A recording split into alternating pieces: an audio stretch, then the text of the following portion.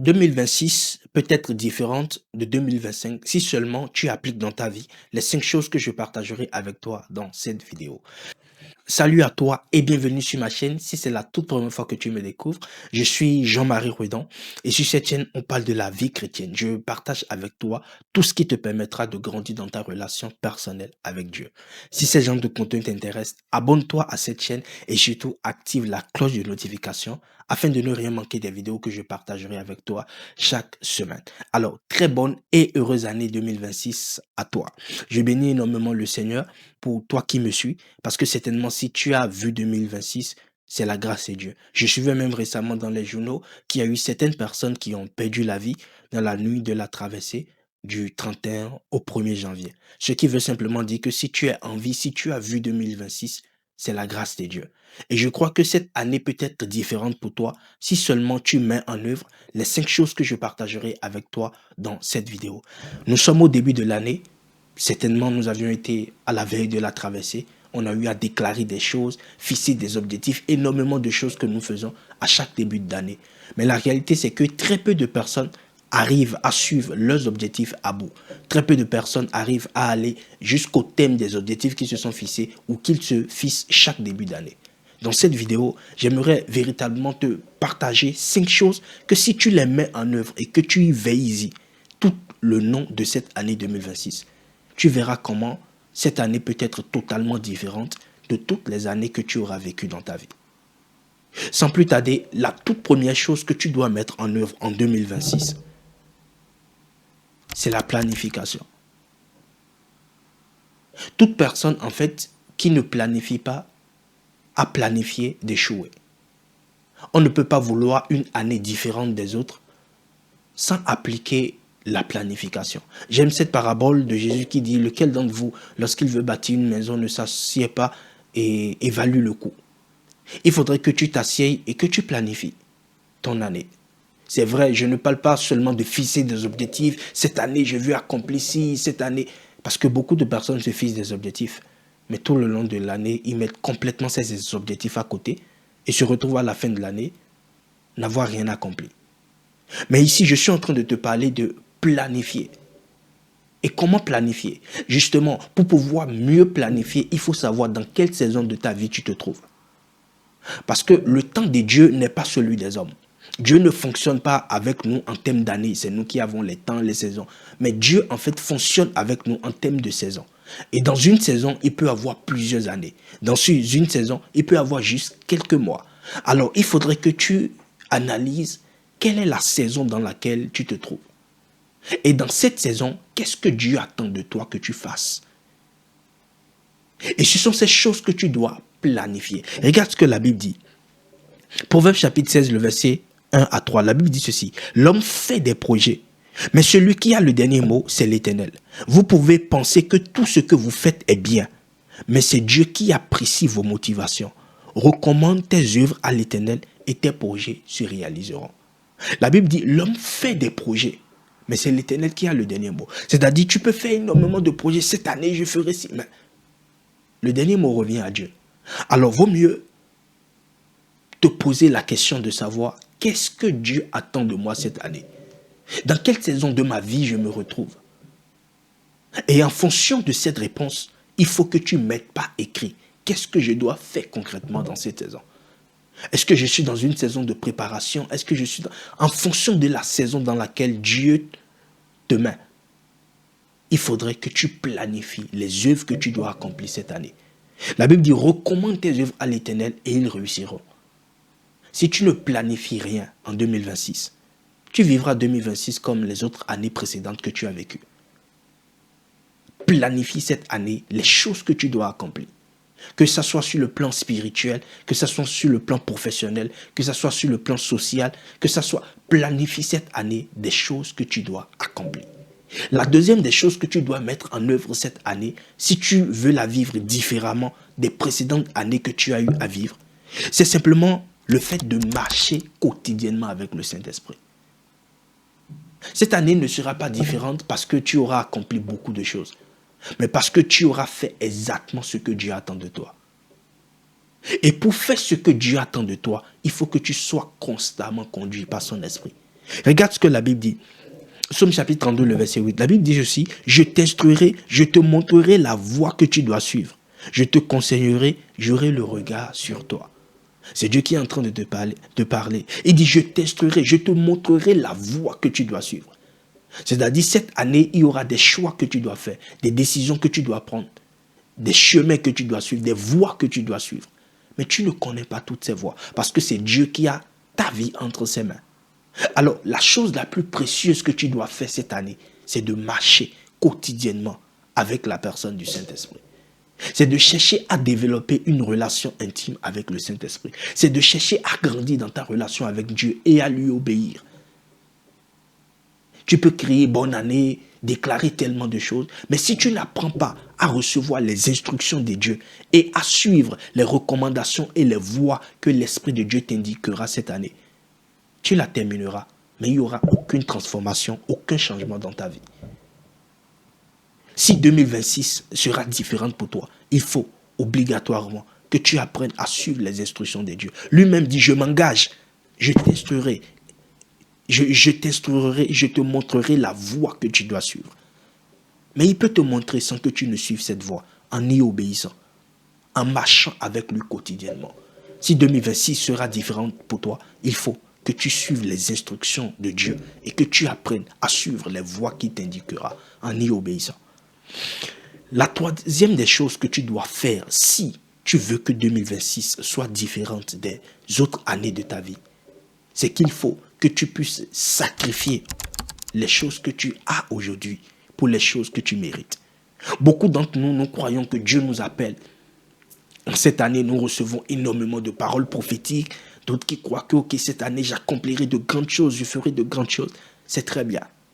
Mais Dieu n'amène jamais un homme à une autre dimension si cette dernière n'est pas prête à sacrifier les choses qu'il a aujourd'hui pour avoir les choses qu'il mérite. Beaucoup de personnes se disent par exemple que cette année, je vais accomplir de grandes choses.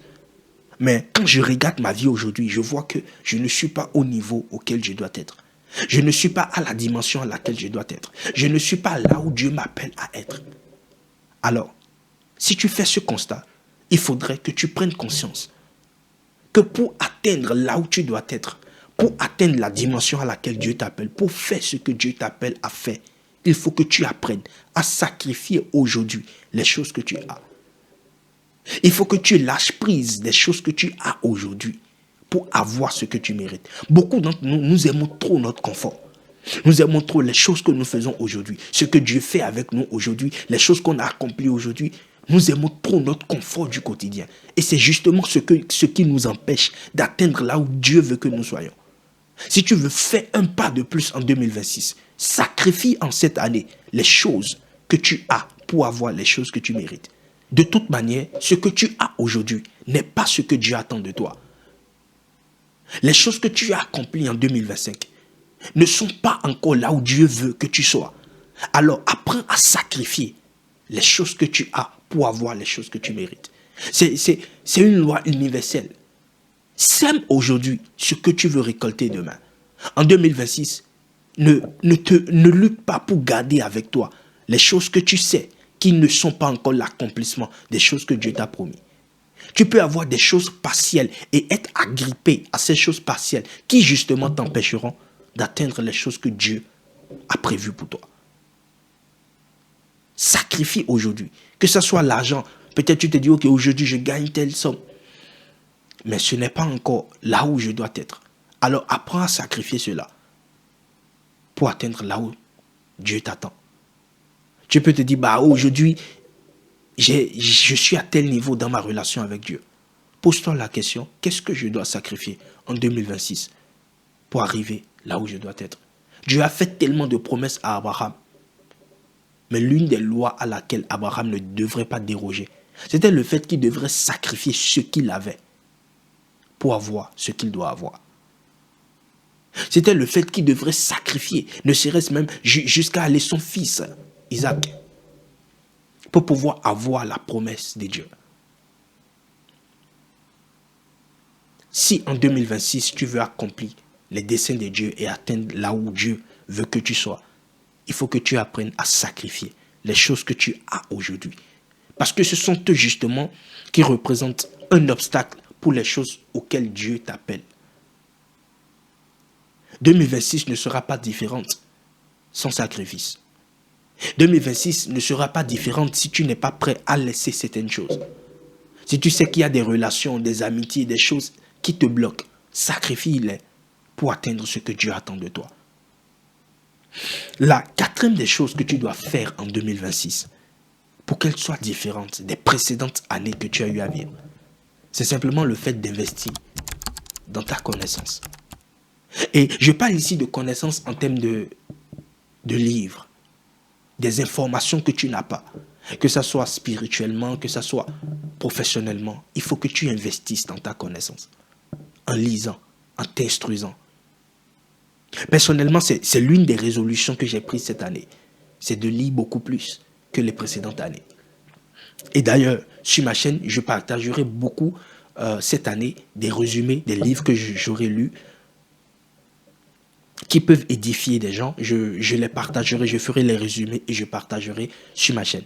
Donc, si tu ne t'es pas encore abonné, abonne-toi surtout parce que c'est l'une des décisions, c'est l'une des choses également que Dieu m'a mis à cœur cette année, c'est de partager beaucoup les résumés des livres, etc. Donc, abonne-toi surtout pour ne pas manquer tous ces livres que je partagerai, tous ces résumés, des livres que j'aurai lus et qui seront intéressants, que je pourrai partager pour édifier beaucoup de personnes.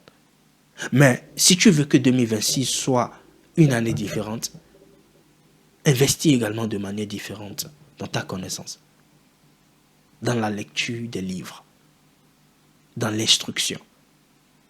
Peut-être il y a des choses que tu sais, mais lire un livre sur ce que tu sais te permet de mettre des mots sur ce que tu sais. Généralement, nous avons des choses, des connaissances, mais que nous ne sommes pas aptes peut-être à expliquer à d'autres personnes, ou aptes à démontrer, ou aptes à mettre des mots justes et exacts sur ce que nous savons.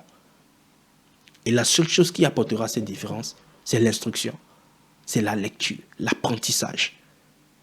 Si tu veux que 2026 soit différent des autres années, il faudrait que tu acquières des informations que tu n'as jamais eues auparavant sur certains sujets. Que ce soit des livres dans ta croissance, pour ta croissance spirituelle, des livres pour ta connaissance et pour le développement de tes compétences professionnelles. Mais il faut qu'en cette année, tu planifies combien de livres tu liras. Et que tu suis cela jusqu'à la fin de l'année. Et tu verras comment cette année sera différente. La cinquième et dernière chose que tu dois faire, si tu souhaites que cette année soit différente des autres années, c'est qu'il faut que tu rachètes ton temps. Beaucoup d'entre nous, nous planifions énormément de choses au début de chaque année. Mais ce qui détermine l'accomplissement de ces objectifs que nous nous fixons, c'est la manière dont nous rachetons notre temps et optimisons le temps que Dieu nous donne. Une année, ça passe très vite. Dans peu de temps, janvier serait terminé. Et on sera en 2027. Alors, en 2026, ne gaspille pas ton temps pour des choses qui ne t'apportent aucune croissance spirituelle, émotionnelle, sociale, professionnelle. Ne gaspille pas ton temps cette année. Ne gaspille pas ton temps à scroller sur des réseaux sociaux, à écouter des informations qui ne te serviront à rien. Ne passe pas ton temps dans des discussions puériles. Ne passe pas ton temps dans des débats sans fin. Ne passe pas ton temps à scroller sur les réseaux sociaux sans cesse.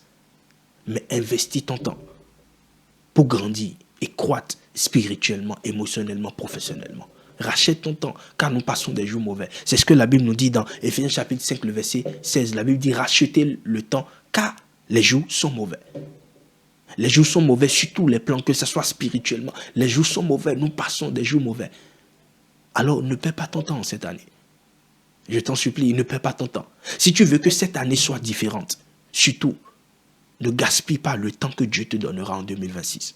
Parce que c'est une grâce d'avoir une année. Alors ne gaspille pas ce temps. Investis-le de manière intelligente pour pouvoir te développer, pour pouvoir grandir dans ta relation avec Dieu. Mais ne le gaspille pas. C'était ces 5 choses que je voulais partager avec toi. Et je suis sûr et certain que si tu les mets en œuvre tout le long de cette année, tu verras la différence entre 2026 et les précédentes années que tu auras à vivre.